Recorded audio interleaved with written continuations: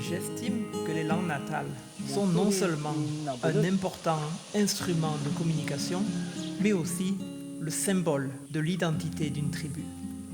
Quand je suis arrivé à Taïwan, j'avais en tête l'image que tous les aborigènes étaient vêtus de leurs costumes traditionnels et parlaient leurs langues respectives. D'une part étant très attiré par ces cultures aborigènes et d'autre part ayant appris que ces langues aborigènes étaient en voie d'extinction, j'ai décidé de recueillir des données sur ces langues aborigènes.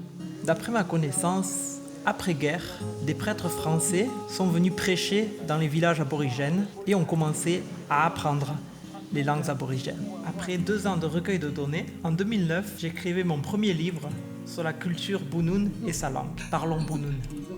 L'année suivante, en 2010, je publie mon second ouvrage sur la tribu Amis.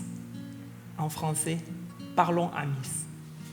Mais l'été 2009, survint un événement qui bouleversa radicalement ma vie, le typhon Morakot. Je me rendis alors dans la montagne de Alishan pour venir en aide aux sinistrés dans un petit village de la tribu Zhou. Et je fis un choix décisif dans ma vie, celui de ne plus retourner en France et de rester à Taïwan pour me consacrer à la préservation des cultures et langues aborigènes. C'est pour ça, je pense, que Taïwan dispose d'un héritage culturel et humain très important.